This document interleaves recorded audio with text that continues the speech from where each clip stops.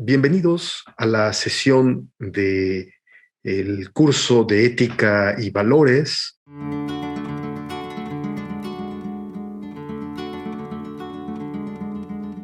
En esta ocasión abordaremos el origen de la ética como una disciplina dedicada al estudio del postulado del bien.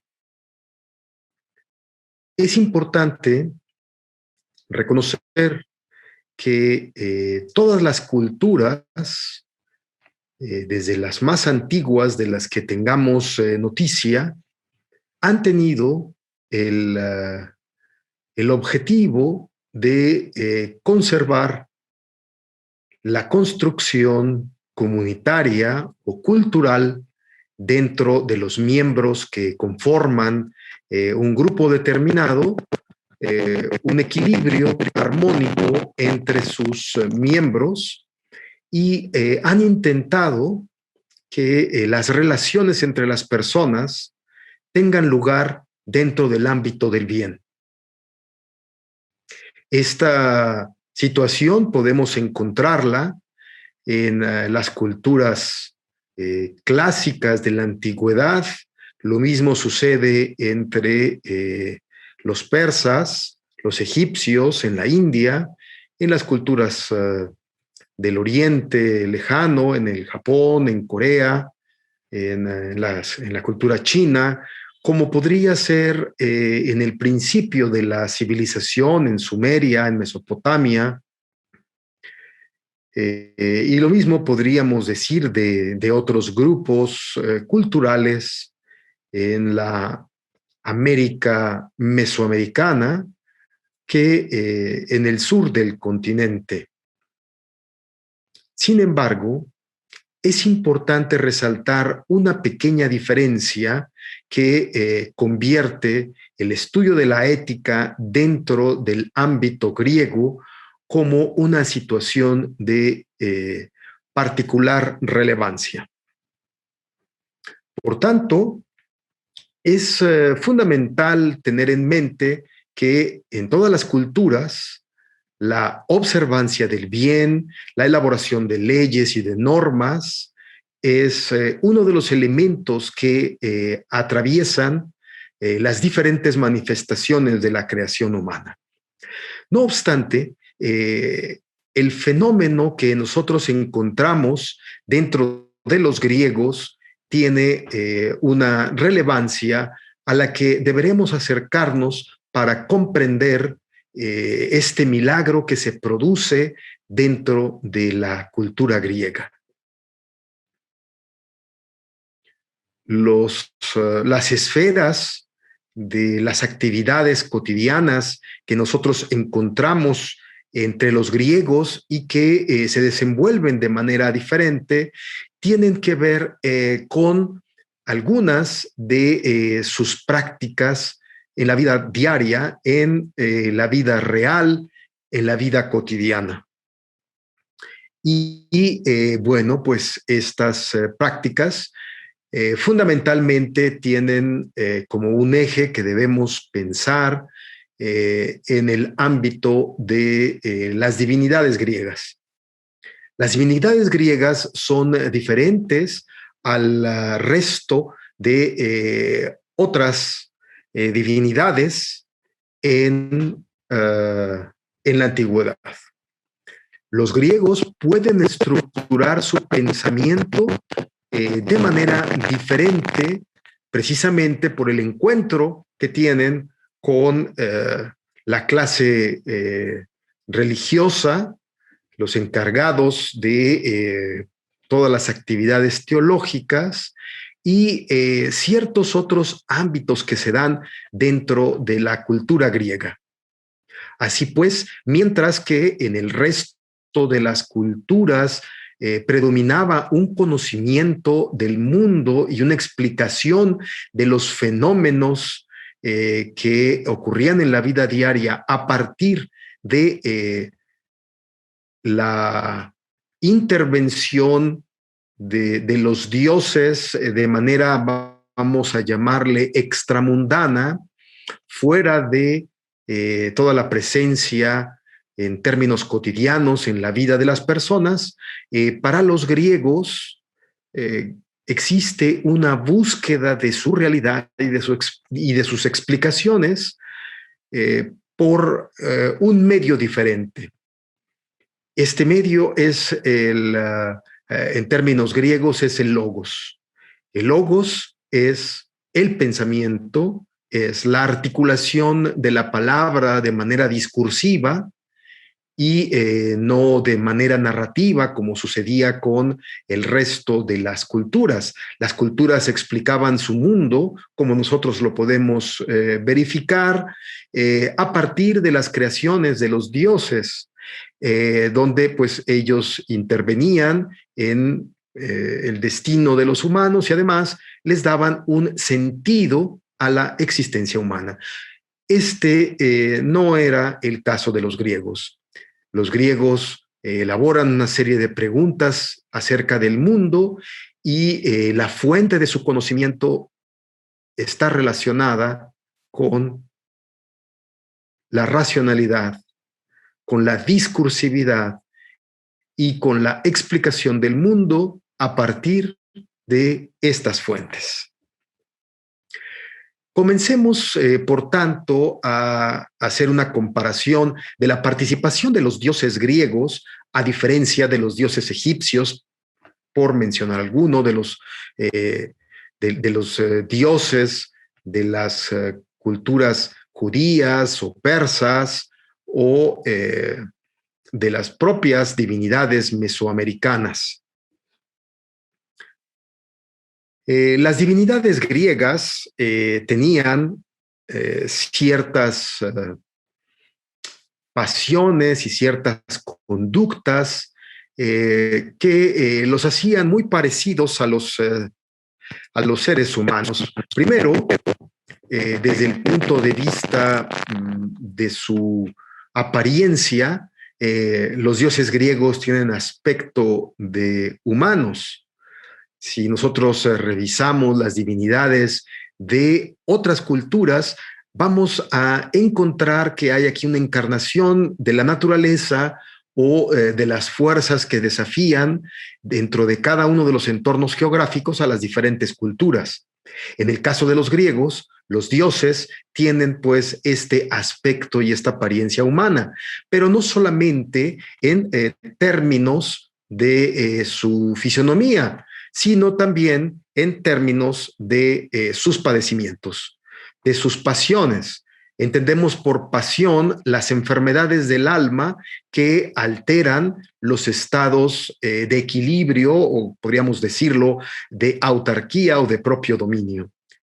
Los griegos, los dioses griegos, son dioses que están sujetos a las pasiones, entre las cuales podemos encontrar, por ejemplo, el deseo de venganza, el odio, el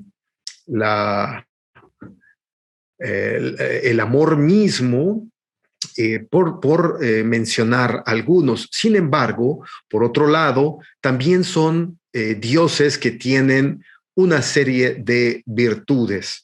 Las virtudes son estos impulsos que tienen las criaturas divinas para llevar a cabo impulsos como la idea del bien, la idea de la justicia y algunos otros.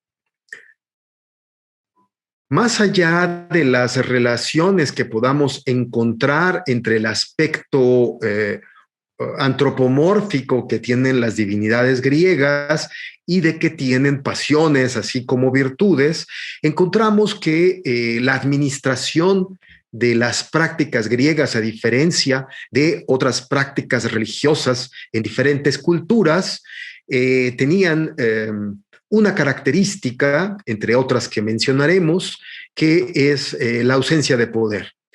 Pensemos, por ejemplo, en la cultura egipcia. Las divinidades en muchas ocasiones estaban encarnadas en los propios representantes del poder, es decir, los faraones. Ellos mismos no solamente en algunos casos eran representantes de los dioses, sino que se autoproclamaban como divinidades sobre la tierra. En el caso de los griegos, esto no es así. Los templos estaban encargados a unas sacerdotisas consideradas o llamadas en aquel entonces como las pitonisas. Vale la pena aclarar que las mujeres dentro de la sociedad griega tenían una posición secundaria y por lo tanto cuando una sacerdotisa podía tener, digamos, una cierta autoridad dentro de los templos o dentro del templo, esta autoridad terminaba precisamente en este espacio y no se trasladaba a las relaciones de la ciudad como podíamos nosotros verificar en otras culturas.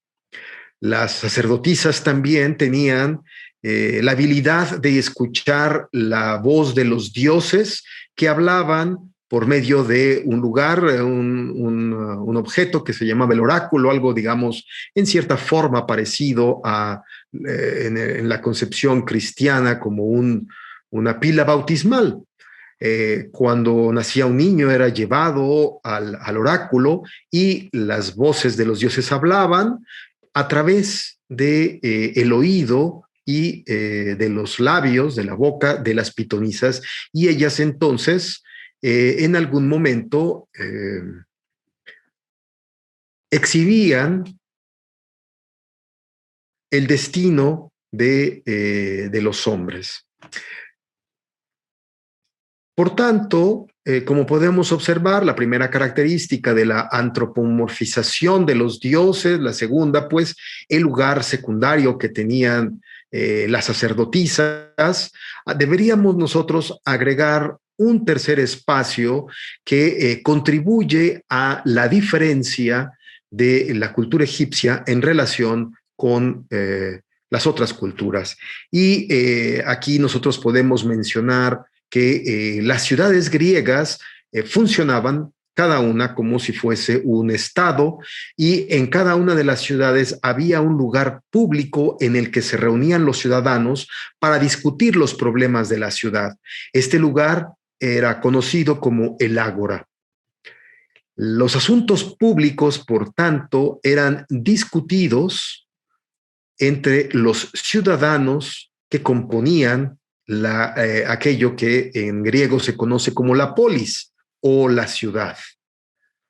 Cada uno de los ciudadanos participaba no solamente en los términos de lo que se refiere a los asuntos públicos, sino a todo aquello cuanto tenía que ver con el pensamiento y con los productos de la razón.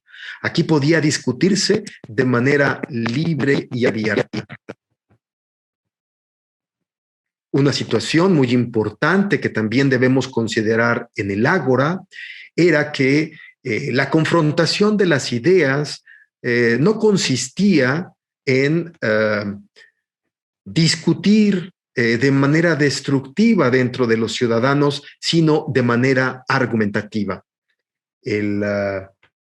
La discusión que se tenía en el ágora y que tenía por triunfador alguno de los discursos que se elaboraban, estaba fundada no en la fuerza de la voz, no en el sentimiento, digamos, más destructivo o que mostrara una cierta fuerza en la persona que estaba emitiendo los argumentos de manera violenta, sino que residía el triunfo de un argumento en la propia solidez que demostrara de sí mismo.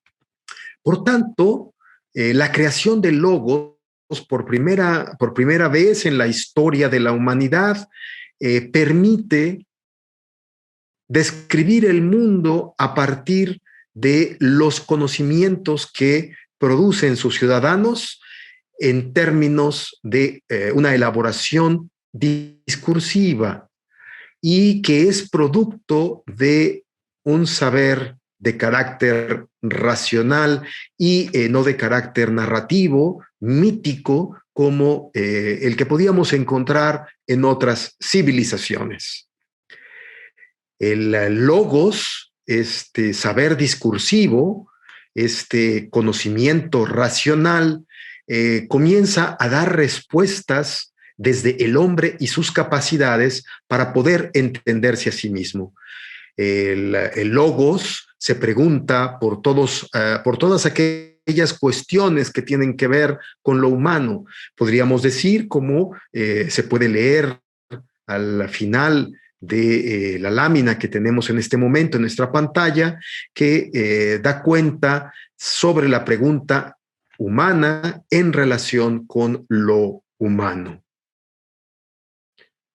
Mientras que otras culturas se satisfacían con el conocimiento recabado en sus mitos, el hombre de Grecia, el hombre del pensamiento griego, se pregunta de dónde viene, cuál es su destino, en qué consiste lo bueno, qué es el lenguaje, qué es cada una de las situaciones importantes que conforman su vida, pero sin buscar las respuestas dentro de un mundo teológico, sino a partir de su propia razón y de su propia experiencia y de sus propias capacidades. Un poco en relación con esta situación, podríamos decir que el pensamiento griego es un pensamiento en el que destaca la respuesta del hombre ante su propia existencia, más allá de los signos que los dioses pueden describir. De acuerdo a esta cita de Lyotard, podemos entonces seguirla afirmando que el pensar comienza precisamente cuando Dios enmudece. En tiempos de desamparo, como decía Hölderlin, en el momento en que se pierde la unidad de la multiplicidad que forman las cosas, cuando lo diferente deja de hablar, lo disonante de consonar, la guerra de ser armonía, para utilizar las palabras de Heráclito.